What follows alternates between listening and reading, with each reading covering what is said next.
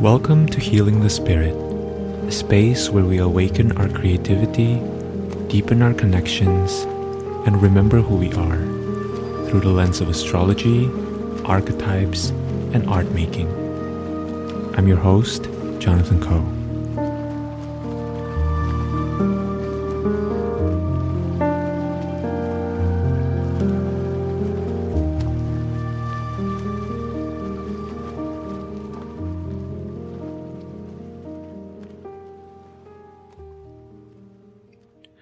Hello everyone, welcome to November, and welcome to Healing the Spirit. I hope that you have been well, and in this episode I want to share with you some contemplations and some guidance to help you in your path, help you walk the path of your authentic soul and spirit. So the theme for November 2025 is healing the heart, healing the body. The phrasing of this theme came through in a really sure and precise way. It points to this connection between our hearts and what we hold in our hearts, what we decide to release, what we surrender, what we allow to flow through us, and how that impacts our experience on a very physical level. The arc of the month points to challenges, trials, and tribulations, especially with regards to the matters of the heart. This can look like old pain resurfacing, perhaps parts of ourselves that we thought we have completely healed, or stories that we felt we have completely brought to a close or a completion, coming back to the surface for us to look at, to embrace more deeply, and ultimately to learn more from these stories.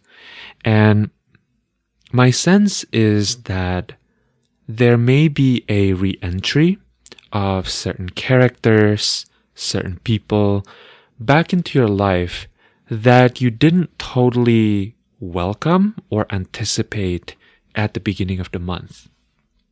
And really, when this happens, if this happens, the opportunity is to look at these characters, these moments as teachers, really. That they are coming here to remind us of certain ways of looking at the world that we used to have, certain philosophies we used to hold, certain postures in our being that impacted how we interacted with reality. And if they are coming up again, that signals to us that there are still wisdom for us to learn from these ways of being, ways of looking at the world. And as a consequence to this, one of the immediate responses that may come up is a feeling of not enoughness. Younger parts of us that couldn't fully make sense of the horrors and the limitations of the current world we are currently living in may be getting activated and may feel like nothing they do would be enough. The question of capacity is also present throughout the month, and present up until at least the first quarter of next year. The truth of the matter is that we can't do everything that we want to do. That the nature of being human, alive in a body, is that we have limits. And that highlights why our value system is so important, because our value system helps act as a filter to choose what to engage with and what not to engage with. There is an interruption to the stability that we've been building since this past spring. We may enter into November feeling like, wow, I am in this new reality. I am a new person. I am finally leaving behind this chapter. And what felt like forward momentum is now being redirected into new pathways. And what are some of these new pathways? They're really places that needed tending, places that needed healing in order to properly close certain chapters. It is no secret to many of us that we are living at a time when we're closing the chapter on certain ways of being. That's true collectively. That's also true on a personal level. And likewise, within the personal, it's also happening in multiple octaves of consciousness and awareness. We are closing certain loops in our heart space. We are closing certain loops in our mind space. And we may become aware that there are loops we haven't fully closed within our bodies and maybe how we treat our bodies. There may be certain loops we haven't closed in specific relationships, that we haven't brought our most updated version into specific relationships. Maybe there are patterns of hiding or not saying the full truth or not confronting the other person when they did something that was hurtful to us. Not that we have to pick a fight, right? But these moments are reminding us that part of walking our soul path has to do with being deeply honest with ourselves, which ultimately always leads to relational honesty. It leads to a way of being honest with the people that we love, the people who are in our wider network, and the world at large. And November is confronting us with these patterns of holding that we are still hanging on to for safety, for security, that deep down we know are simply illusions. We know that these holding patterns will not lead us to the kind of freedom and liberation that we deeply yearn and desire. And yet, we are not yet on the other side. We are still working through our own resistance, and we are still in our own sacred process of getting to the other side. So, a reminder here, if you find certain aspects of your life that you previously thought are on a certain stable trajectories, if these areas are now being questioned, if these areas are going through moments of review, just know that they are not taken away permanently. That the story of moving forward into a new beginning, into new chapters, it's not that the door is completely closed. It's that you are being asked to tend to what you haven't fully tended to when the previous chapter was ending. Some of the images I got when I was tuning into November was this dark landscape. There are thunders in the background against a tall, foreboding tower. It looks like the tower card from the tarot. And I was also hearing that many of us are overcoming inner and outer obstacles. November doesn't feel easy or easeful. And at the same time, it is not as challenging as you may think it is. It's one of those months where standing on the outside of the month, it looks really gnarly. But as you're walking through it, remember that your heart is a lantern.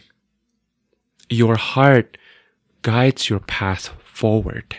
And as you relax into the heart, which sometimes does not have easy answers, you are reminded to stay in the present moment. You are reminded to notice when your mind and when your energy strays away from the here and from the now, and to use these moments to refocus on what is within my sphere of influence. What is my true intention that I'm holding? What is the lantern that is guiding me through this dark hallway? And what will bring me to the other side? The medicine for the month is to notice a sense of urgency that arises when things don't go your way. Notice your patterns when something isn't what you expected it to be, or perhaps you start moving in a specific direction, maybe with a relationship, maybe with a creative project, and immediately you are met with an unfavorable outcome. What are your coping mechanisms? Do you immediately want to give up? Do you immediately want to blame other people? Do you immediately want to push harder? And all of these responses, at some point, we learned them to protect ourselves. So we're not really here to shame them, but we are responsible for being aware of what these responses are, because they are really rooted in a mismatch of perception. Usually we want to give up, we want to blame others, we want to push harder when we are rooted in believing that we are further along than we actually are. Or we want to be further along than we actually are. Many times when I myself feel this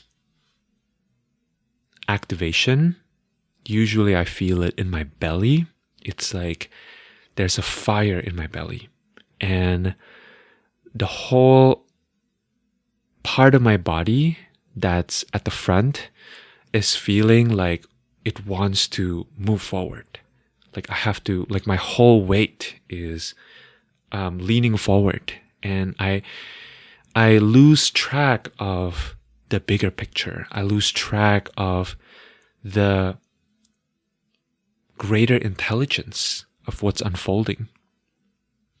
And so noticing where in your body this sense of urgency comes from. For some people, they may notice themselves tapping their foot, right? Kind of restlessly. For others, maybe your hand starts to want to fidget with something. Or you notice your speech getting really fast and you going into that space of wanting to analyze and find out the exact answer for a situation that is not yet at a moment of resolution. If you find yourself in one of these moments, remember our teachers, the trees. The trees, if they don't properly root themselves, when the root of the tree is not fully grounded into the earth, they're more prone to getting swept up in a storm. They're more prone to completely getting chopped off, right? By the instability of the ecosystem. And so likewise, if you give yourself permission to ask, am I rooted right now? What are my foundations? Am I grounded?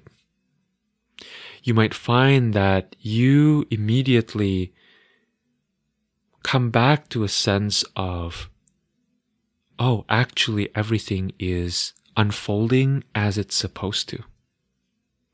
It doesn't mean you're going to like it. It doesn't mean you have to suppress your own preference for things to be at a different place.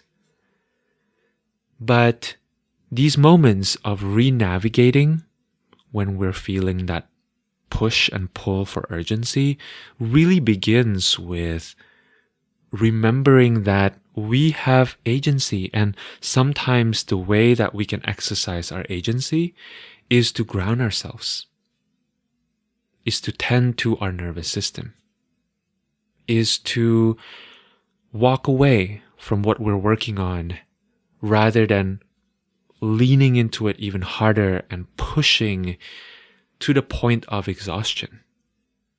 Sometimes power looks like disconnecting. Sometimes power looks like awareness. In a lot of my conversations with clients this past month, this has been a theme that many of us have this idea. We have this movie that plays in our heads when we think about power. And usually when I think about power, I think about the superheroes in the movie. Saving the day, doing the heroic act, finishing first. And in my daily reality, I am often confronted with the reality that power is always rooted in capacity. And whatever it is that we have capacity for right now determines what that expression of power looks like. You can think of it in terms of, on a very physical level, if your foot is injured, you will not have the power to run, no matter how strong your body is. So likewise, in situations, we often find ourselves wanting to access the kind of power that is not available to us in this now moment. And so these are really great opportunities to remember that being conscious of our own patterns is a kind of power. Being conscious of other people's patterns, for example, you might feel yourself wanting to get into a debate with a friend that you know historically does not go anywhere. And yet there's this part of you that wants to go in and say, let me try one more time. When you're in those moments, it is a form of power to recognize we don't have to go down that route. For me, usually it's a matter of really turning towards a younger part of myself and saying, hey, I've got you. You have nothing to prove here. You're right on track. And then from that space, taking a deep breath, allowing more of ourselves to come back online and to sit in the spaciousness of not knowing what's next. That's power too. And that's power that all of us can cultivate more of, not to be passive, but because our conditioning has often taught us to go, go, go. Our conditioning is essentially a subscription to this model of reality where something happens and then we react without thinking about it. We react without first tending to what comes up within us. And so everything becomes this chain of reaction. And from that point, we start to lose the plot. The reminder and the opportunity available for November is to tend to the pain through the medicine of the heart. The heart can alchemize, but in order for the heart to alchemize, it requires us to be willing to witness. What are these pains coming up? Are they showing up in a physical body level? Are they showing up as symptoms? Are you feeling tension in your body? Are you feeling fear rising perhaps at the bottom of your stomach? Are you feeling your head moving in a direction of just wanting to fight? This month, your mind will want to push further and harder than your body can take. And so as much as is available to you, slow down. If a project really matters, there will be plenty of time.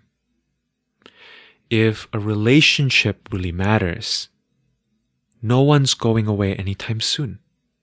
Going faster will not help your cause, especially on a month like November.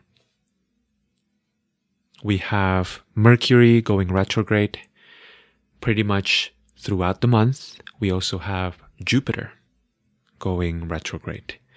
And so with both of these planets going retrograde and Venus being in Scorpio, which is where it's in detriment,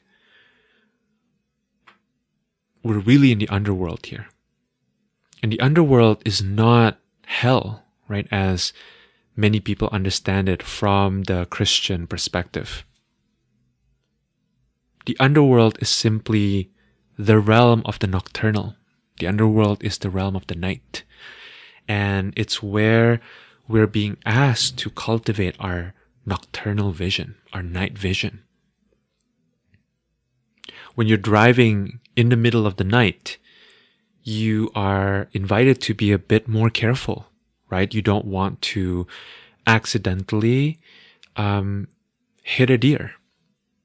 You want to be really mindful of where you're going. You don't have the same level of illumination that you have throughout the day.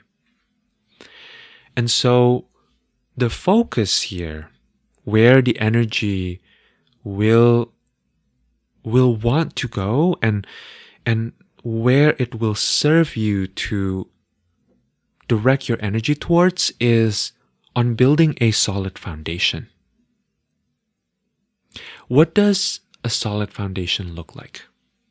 To me, a solid foundation is recognizing the intimate connection between my actions and my intentions, between my energy and my words.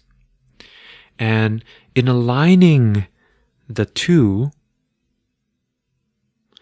you will start to find that reality moves differently.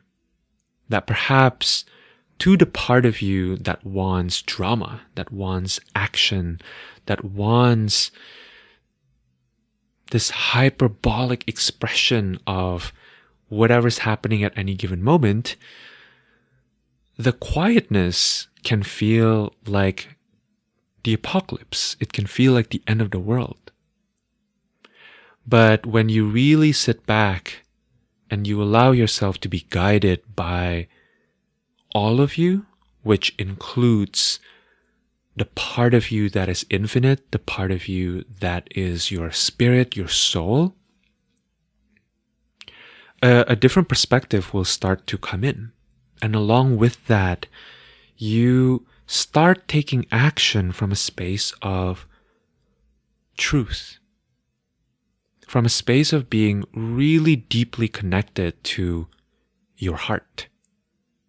And having your heart deeply connected with your soul and with the heart of the earth itself. On the flip side, pay attention to moments where you fall back into atrophy, fall back into a sense of, I can't possibly make a change. I'm just going to sit back and do nothing. When, especially deep in your heart, if you really listen, there is an invitation to move forward. Because building a solid foundation does not look like no action. It looks like taking the right actions and removing barriers to right action, which for some people can look like urgency, and for some others can look like deep, deep resistance. The invitation here is really to find proper alignment and proper engagement. So first, asking yourself, do I believe in what I'm working on? Do I believe in investing in the relationships that I'm engaging in right now?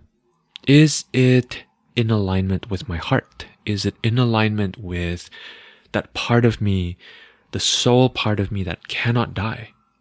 And if it's not, give yourself permission to stop, to pause, to really take a deep breath, and then to calibrate. From that space of the pause, often the next steps become clearer. And if it is in alignment, then commit both to the task at hand and to yourself. Proper engagement is about not leaving any parts of you behind. It's about allowing all of you, the analytical part, the heartful part, the intuitive part, the younger parts, to come as an integrated whole and to show up fully as who you are. If you are working on a project, perhaps, that feels hard, and you feel like the obstacles are insurmountable, consider taking frequent breaks. If you're working on rewiring or changing certain patterns and it feels impossible, then call a friend and say, hey, can I vent for 15 minutes? Very often, to access proper engagement, we're not being asked to quit, but we're being asked to learn how to take breaks. We're being asked to understand where our limits are. Slowing down may feel challenging, but it will be necessary because the processes that we are moving through this month are really big. Changing patterns that have been enforced throughout this lifetime, perhaps even many lifetimes beforehand, is no small matter. These patterns can also be very ancestral, and so they're passed down from one generation to another. Know that a lot of changes are actually happening, and yet they may not feel visible from the surface. It may not be that you are receiving a Grammy, right? Or an external kind of validation for doing this work.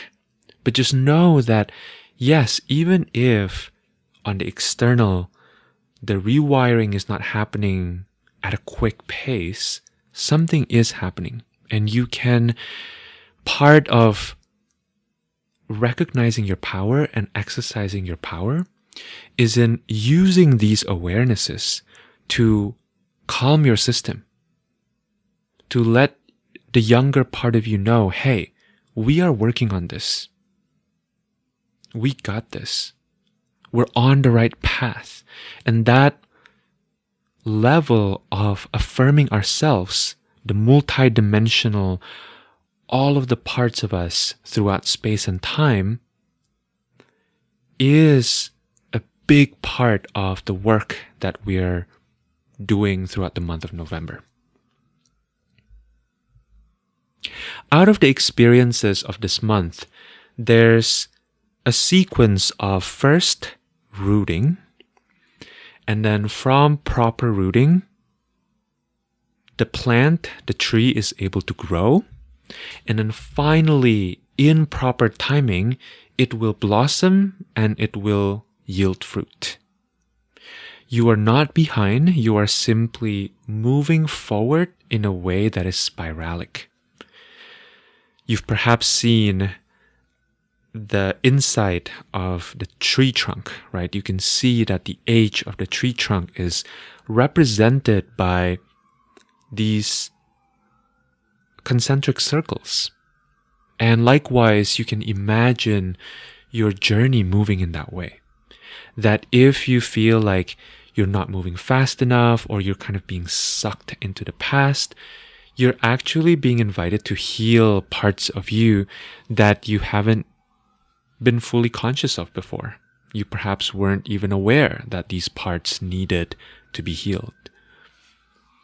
So choose one spiritual or one creative practice that can anchor you throughout the month. It feels helpful to be very intentional about which spiritual or creative practice you choose to anchor you throughout the month.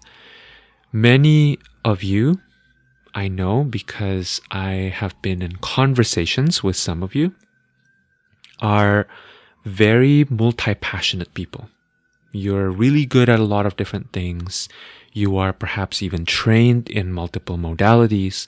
And the medicine for November is to settle into one, not from a place of rigidity, not from a place of this one practice will be my savior, but rather from a space of creating space. When we allow all the other practices that we have, all the other spiritual tools and perspectives that we have to kind of step back into the background and for one main one to come forward, what we do is we signal to our bodies, to our psyche, that we are ready for an integration. A lot of the times, integrations can only happen when not much is going on the external level. We talk a lot about integration as if integration, and by we, I mean the healing industrial complex culture, right? Talk a lot about integration and how important it is. But often we miss the reality that integration requires a pause. In order for us to truly integrate, we're often asked to sit back, to do nothing.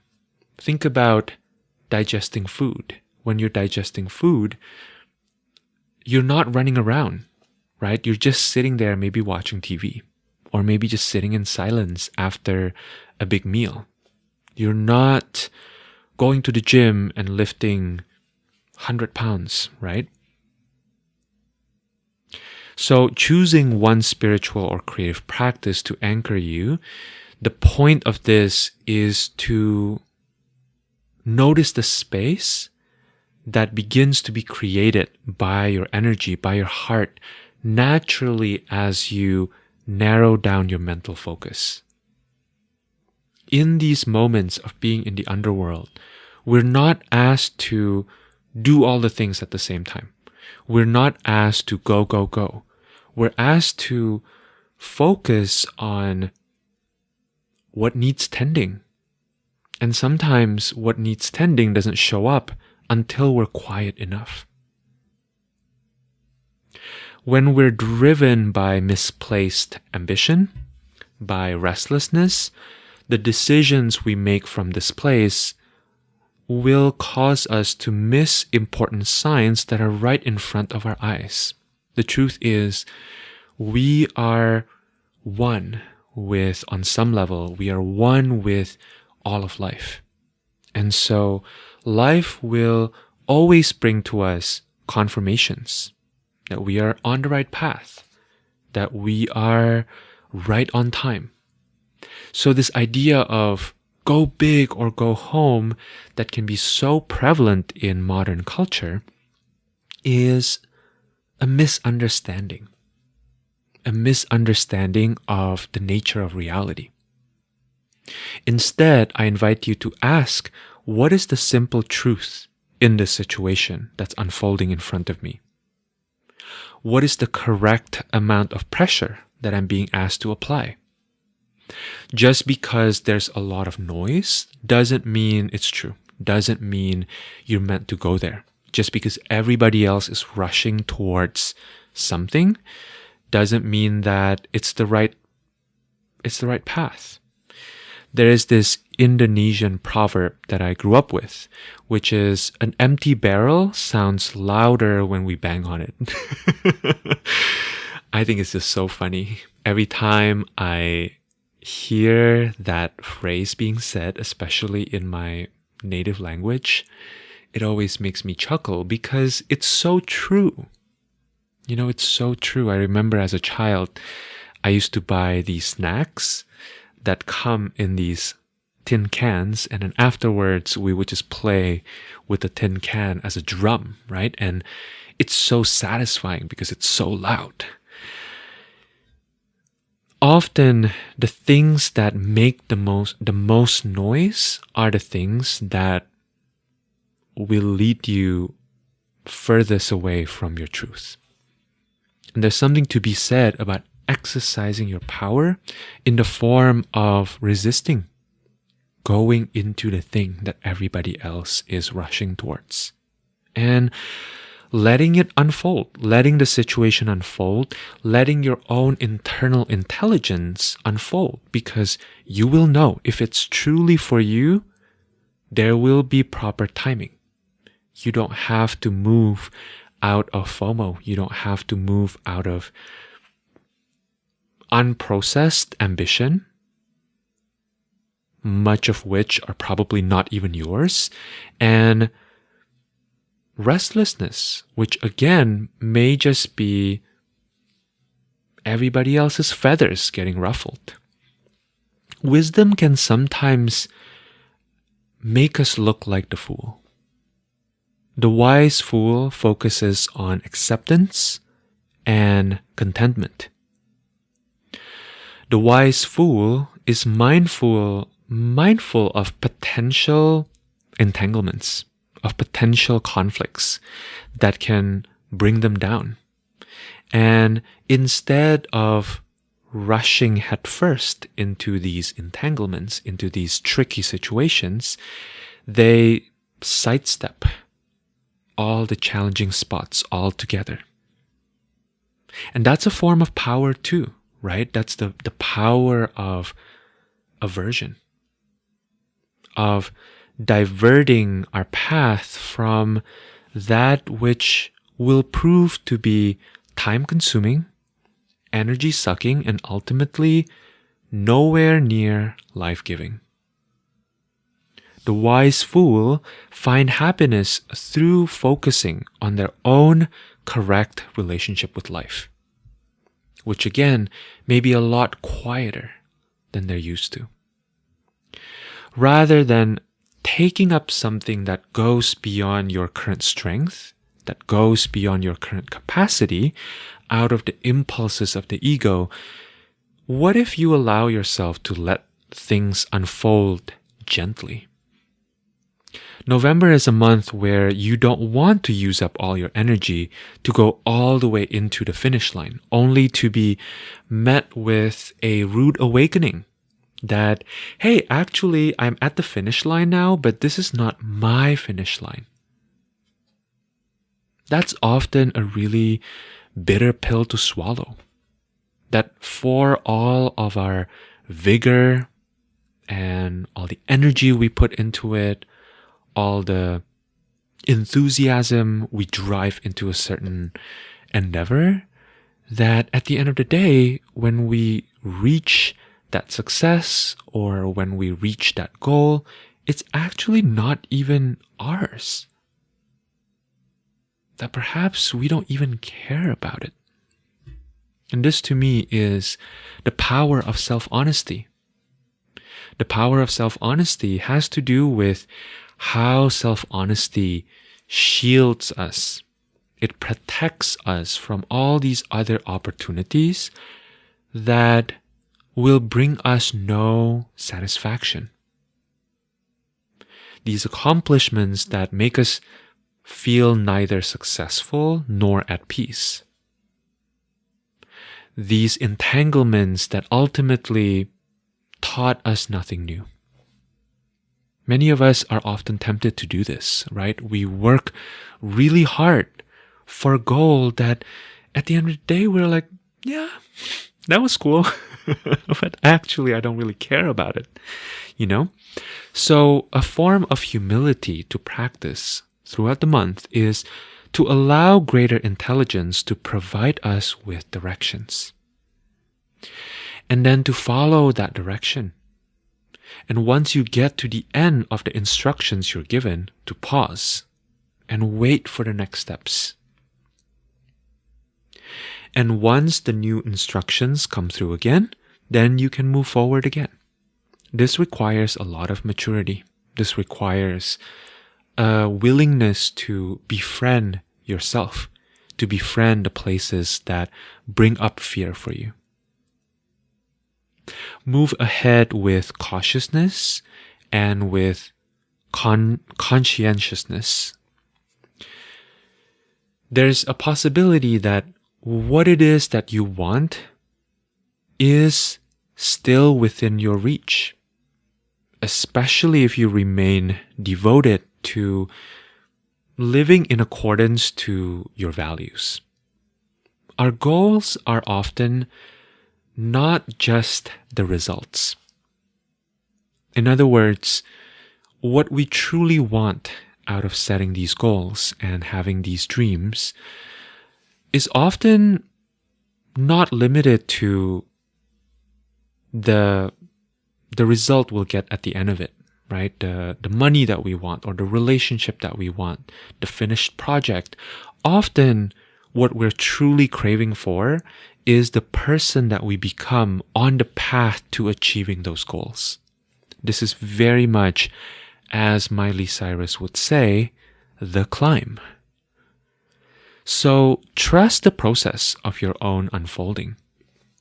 Periodically throughout the month, ask yourself, have I done the best that I can, given the information that I have? And if yes, resist the temptation to continue tinkering. Be done with it. Rest. Do something that feels fun for you. Go for a walk. Play some music. Do a dance party. Call a friend. The energy of November is also making me think about the movement from Page of Pentacles to the King of Pentacles.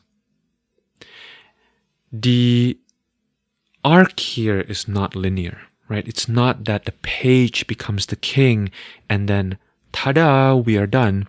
It's not that, but rather the relationship between the page and the king here is, as you access your internal innocence, as you remember what it means to approach everything as a beginner, and as you stay in the devotion of applying that practice every single day, as you allow each day to be a new day, as you allow everything to be yet another opportunity to practice being right here, right now, this is how you achieve mastery. Mastery is not some secret curriculum that you have to spend a lot of money on, that you have to go on these epic journeys for, right? Mastery is simply the basics applied with devotion and with full awareness, bringing your full energy into it. Mastery is about how you walk your own path. How you walk your path is the path itself, isn't it? Often we get sidetracked into the path of other people. And that's when we start to lose the plot completely. So this is a great month to set some intentions. Whenever it is that you're listening to this, maybe you are listening at the beginning of the month, or maybe you're revisiting this in the middle, or you're listening at the end of the month as a way to close the chapter. Whenever it may be that you are listening to this, set some intentions. And especially if you are setting that intention in the beginning, make a point to come back to that intention. What states of being are you committed to embodying throughout the month? What temptations are you committed to abstaining from? What are you committed to not doing? It could be habits like talking shit about people, right? Or taking other people's stories or opinions too deeply into your own energy field and therefore into your body. The part about healing the body has to do with this. It's not just about maintaining or being mindful of your capacity, which is extremely important. It also has to do with honoring that the energy most compatible with your physical body is your own energy. So remember to fill up with your own energy. And if you notice other people's energies in your space or your energy in other people's spaces, bring it back. This is a normal part of living in an energetic universe, that we leave each other's energies in each other's spaces, right? But that's not to say that it won't be beneficial for you to continue to bring it back and continue to be rooted in your own truth, your own path. Remember that as you're navigating the underworld, if there's some part of you that wondered if you did anything wrong, if it feels like a regression, or things feel really hard and you're starting to blame yourself, remember that this is not your fault. In fact, perhaps there's even nothing wrong at all. Perhaps this is just part of the process. And remember that you won't be here forever. It will be really helpful to have that intention and commitment to anchor to, especially when nothing else seems clear. We are moving through a great deal of internal sea changes throughout the month. So much of these changes are happening underneath the surface, way, way deep. Way deep. And so you are rewiring something that has taken many years, even lifetimes, to solidify. So be gentle with yourself. Even if your intention is to practice self-compassion or practice gentleness, practice kindness, practice listening to your body and what your body can and cannot do at any given moment, listening to your heart, your mind, your spirit, all of this is great. Setting an intention doesn't have to be this big thing. It can be very simple. And in its simplicity, it can be deeply potent. A dream that you've been dreaming for some time is also becoming clearer to you. It's coming into greater focus. Perhaps you've been telling yourself, oh, it would be so nice if one day I could achieve XYZ, but it doesn't really look possible in this lifetime. So perhaps up until this point, the practice has been for you to surrender that into divine intelligence. Perhaps you think, oh, that's just not the kind of person that I am. I don't have the kind of collaborators that I need to make that happen. I am not living geographically where that realization of that dream is possible. And if you stay with the dream field this month, if you energetically commit to not ignoring your intuition and your heart, there's more coming online. This is a really potent time for dreaming new realities, for believing that what's not yet here is coming. And to remember that you are the evidence of that. It may feel like make-believe, but consider the possibility that if there's some part of you that continues to want that dream, to long for that reality to happen, that longing, that part of you that is capable of dreaming, is evidence that that reality has a pathway to come to you. The fact that you can still dream it means there's more to come. And so, can you not give up on that dream? More of you is returning to you and to your energy field in this moment. And as you restore into wholeness, you are also being asked to paradoxically surrender to the medicine of being alive. So meet the moments. Don't hesitate. Don't close off the doors to your dreams. Let them visit you. And over time, let them become clearer and clearer to you. Many of you have been releasing dreams around 2019. There was a timeline shift that happened, and some part of you is still waiting for the fruition of that dream. And my invitation is for you not to forget that part of you. That part of you, they get to exist. They get to be here. They get to dream. Dreaming is not this childish, stupid, foolish thing that our culture makes it out to be. Dreaming is extremely powerful. Dreaming is how you build new worlds. It's how you build new realities. If you're a practitioner, perhaps there are old healing modalities that might be coming back into the mix. If you are an artist, there may be old projects that are now coming back again into view. And you may experience that you're differently resourced now than you were before. That's not to say that you are more resourced now. It's just to say that you've changed as a person in the interval of those years.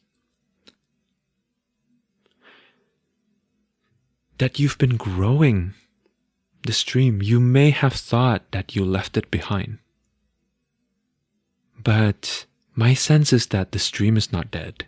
And in fact, there's no better time to continue dreaming and to continue being in communication with this field so that it can tell you precisely what the next steps are when it's ready to tell you that information.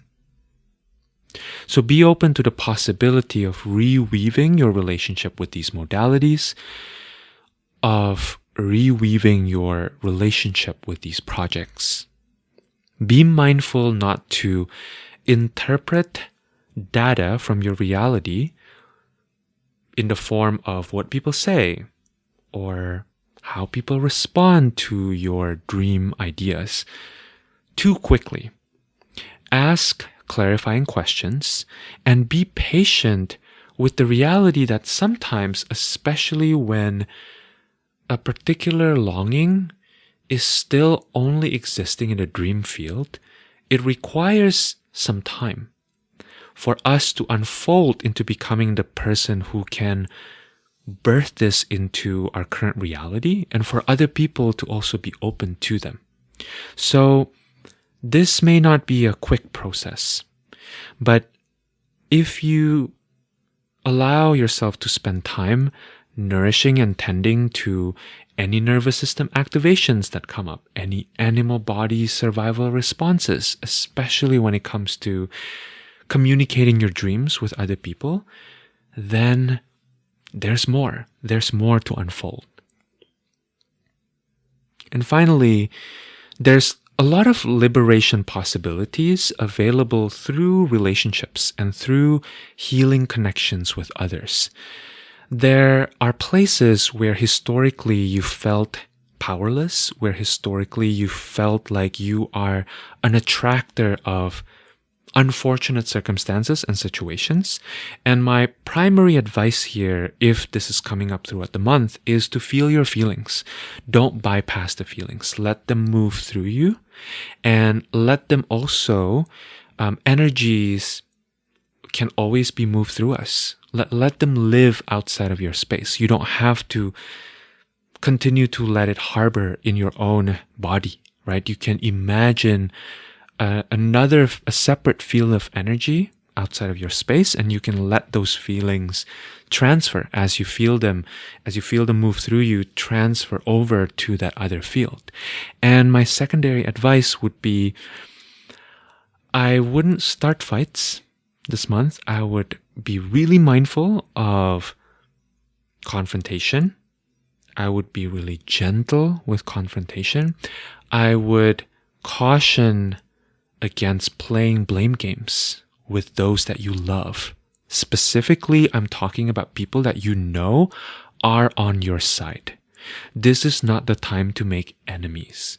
This is the time to remember that you have friends, and some of these friends may need a little bit of time and education to know how to talk to you, to know how to support you. After all, they are not mind readers.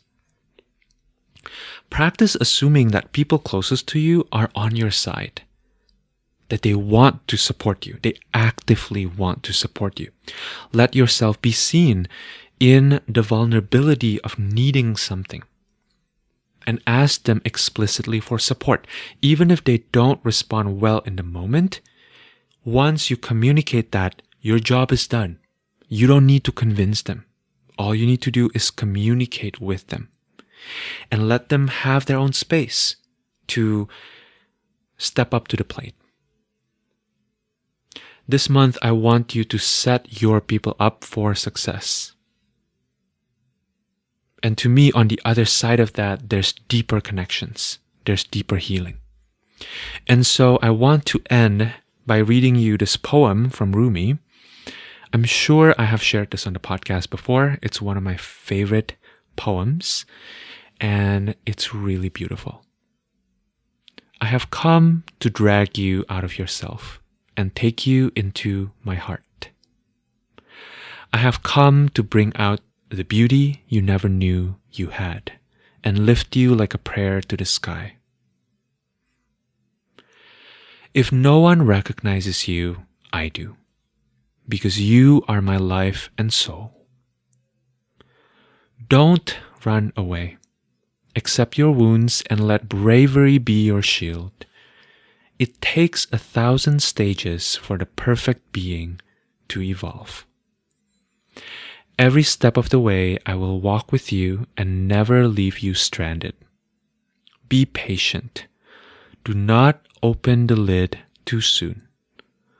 Simmer away until you are ready. I hope that that poem and that prayer is one that will continue to nourish you, and I hope the sentiment of never letting go of your own heart, never letting go of your own spirit continues to be with you throughout the month. If any of you would like one-on-one support, I am available for a one-off session, or I'm also available for a 3-month coaching and mentoring. So if that feels supportive, if as you move through the threshold of ending the year and beginning the next year, if that feels supportive, I would love to work with you. And all of the links will be in the show notes below. And if you have any questions, you can always reach out to me. All right, I am sending you all so much love as we move through this underground moment of going into the depth of Sun in Scorpio. And I will see you on the other side on December 1st when the Sun and Venus and Mars will be in Sagittarius. Take care.